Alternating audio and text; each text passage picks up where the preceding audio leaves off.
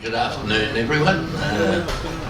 This is my first talk I've ever given, so I hope I do all right.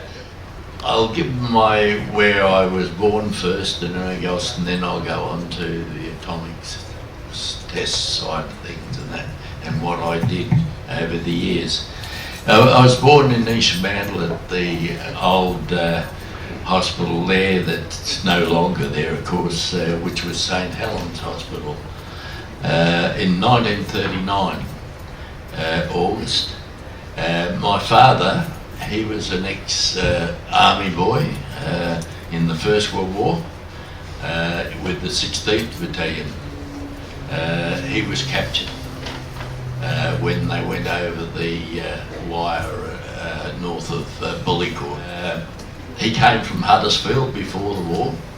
He came out probably when he was around about 16 years of age with his brother. I joined the Air Cadets while I was a teenager of 13, 14 years of age, and went through to when I was 18. And of course you had to put in for national service, and I didn't get into national service, which I didn't mind, so I stayed with the cadets and joined the reserve there. And I was in the office, much similar to Michael. I ended up teaching cadets how to do the Morse code. The radio teacher came to me and said, "You've done pretty good with your Morse code. Do you want to teach?" So that's what I did. I did that for 15 to 18 months, and I joined the Air Force then. Well, I went into the Air Force and done my rookies. My sergeant there was an ex-air cadet from here, and lo and behold, a couple of weeks later, another chap come along, and he was one of my mates. He'd been on course doing training for drill instructor and that. So anyhow, when I finished the course, my first posting was Woomera, and I went there, and of course you had to sign papers right, left and centre, and we had to keep our mouth shut for 30 years. We signed special papers for that. I was with one air trials unit, and I ended up in the office, and of course I was only a general hand. I couldn't get my trade, and so I just done what I was told. You didn't ask questions, and I was working in the office. I used to write up things for them. They'd give me certain things for daily orders and all that, and then I'd go and print them on the Gestetner machine. And about, would have been probably a good 5 months I'd been there, and all of a sudden I was this day doing orders, and I heard the sergeant say to the corporal, "Take the lad out and get him to wash the aircraft down." And I thought, oh, here we go. And I had to smile when he said the lad, because he was only 3 months different to me in the age. He was only 3 months older than me. But anyhow, I went out with him, and I just stopped the machine first, and then went out with him, and went straight down and got the fire hose and brought it down to him. He says, "How did you know about that?" I said, "Well, I was taught how to fight fires and whatnot as well in my training." So, righto.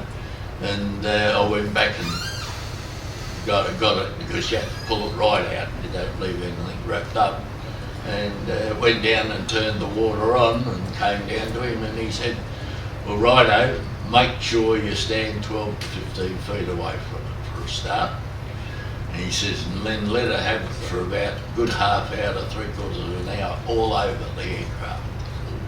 And So that was that, and I did that, and then that was only just before Christmas in '61, and then there was another one that came in while Christmas holidays were on, and I was helping on the fire tender at the time during that, and the other chaps that were on there, they were English boys from the RAF, and so we decided to let it have it with the fire tenders turn, and anyhow that was done, and then the next one came in on a normal day, and I was sent out again, and that was in around about April, and I let it have it the same way as I did to the other, and anyhow just a few days here and there I was asked to go out and bring aircraft in, and I thought, well, that's funny, I've never ever been taught how to bring aircraft in, and I thought, oh yeah, I remember seeing things on film and all that sort of stuff, so I should be able to do it all right. And I went out and made sure I had the chocks to put on the wheels when I went out, and the ones that were coming in were 3 Sabres, and I thought, these are dangerous, so I'll make sure I'll stand over to the left hand side of their wing and bring them in, because if you get in the front of it you'll end up getting sucked in. So I made sure it stand away, and he started to turn the engine off, and I went and done the trucks. And I'd done other ones as well later on, such as a Hastings that come in from England, and had some staff on as well. I had meteors come in, camera bombers. No, that didn't worry me when I managed to do it all right, and they just sent me out when the chaps weren't able to come and do it themselves, the blokes that do it. I was sent out to do it, and that happened for quite some time, on and off. And anyhow, I used to do the sweeping around the whole hangar, because the machine they had for sucking it up had broken down and they never got it fixed. So I had to go around doing the sweeping of the hangar. When I arrived there in the first part though, there was this Sikorsky helicopter all crashed on the floor. And I thought, ooh, this is a bit weird. What happened? And someone said, oh, you noticed that your adjutant's not here, which was a squadron leader. And actually it was Ernie Page. Yeah, and I was there in that area for up until '63.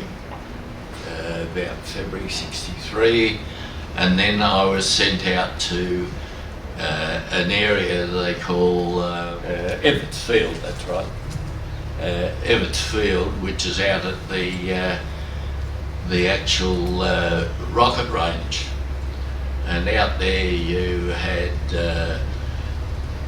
all the aircraft, such as your Canberra bombers, which they were set up with radio control, which they used to go up and they were aimed at with rockets, and not to hit them of course, but they'd go, that's when they were testing rockets and stuff through there, and an odd one now and then might have had been close and done a little bit of damage, but they managed to get them back, but they'd fixed them up and then sent them up again. But we also had the Jindaviks, that's right. All the Jindaviks were there. Some of the earlier ones, that is, not the ones that they've probably end up selling later on to overseas, to America and that, but they were the earlier ones. And we did have the Americans there and the French as well at the time. They were in and out all the time now. I was out there at Evertfield for 1964. Of course, from there I was sent back to Vic Barracks then in Melbourne, and I was in the record section in Melbourne because I got in there because I'd been fully recommended and told to keep the mouth shut at Woomera, so that was the same in there. You weren't allowed to say a thing. And I went looking for some records in there of other blokes that were at Woomera, and there was nothing written on their records whatsoever what they did. And, so that was there, and then I got sent back to Sale to close off and everything, and then head back home here. And of course I went back to my trade then. After into my second year, my hand was getting further down my arm with the weights I was doing, and I decided to go to the doctor, and he took one look at me and he said, "What on earth have you been doing to yourself?" I said, "What do you mean?" He said, "You've lost a lot of weight. Get on the scales." He said, "What were you, about 85 the last time I saw you?" I said, "Yeah." I was 62. And he said, "Look, you'll go and have a blood test before you leave here, and then over the weekend get over to Murdoch there at St John of God's and go into SKG and have your head scanned and your whole body x-rayed." And I saw him on the following Tuesday, that was the Friday I saw him, and I went on the Tuesday, and it's the first time my wife ever come with me, and she said he was looking straight at her, and then he shook my hands. He said, "Do you want the good news or the bad news?" And I said, "Wait until I sit down for the bad news." And he said straight out, "You've got leukemia."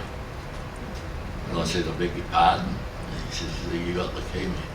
He said, "We can fix your neck up, the problem you got, but I'll have to send you to Western Diagnostics, to a haematologist down there, and he'll tell you everything."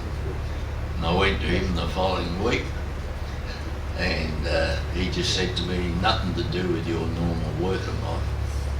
What service life did you do?" And I said, "I was in the Air Force." He said, "Where?" I said, "Woomera." He said, "Say no more." And I said, "Why?" He said, "Well, I said, "What chance have I got with the government?" Well, we did. We kept going after it, but we never got anywhere with the government. And it was only in 2017 they decided to come through with the gold card for us. But it took me 8 years to be recognised, and then 2012 I had this little tinnitus coming in my ears, and I went to them, and after some compensation again, and they said, "No, we don't do that anymore." And I thought, this is funny, but the bloke that I rang, he said to me, he says, "By rights," he said, "you shouldn't be a part of that." He said, "You didn't do this and didn't do that." I said, "No, I know, there's nothing in my records, that's why you're saying it." And I said to him, "Where do you come from?" He said, "What do you mean?" I said, "Before you joined DVA, where did you come from?" I said, "Insurance company," and he shut up like a clam. I said, "I thought so," and I just put the phone down in his ear. But you wouldn't believe it, the last page that I got for my history, that's what he put down, that I wasn't a part of the atomic test. And we've fought and fought. I was 4 years as a vice president, and then I took over from Max Kimber. I don't know whether anyone knows him or not, but he was suffering very, very badly with a lot of skin cancers, and then all of a sudden he got hit with cancer in his kidneys and stuff like that. And so I just said to him one day, I said, Max, take my position, I'll take yours. And I stayed 8 years as president with the group. And last Christmas we pulled out because no one else wants to do the job. So we just closed the club there. Yeah. And that's it.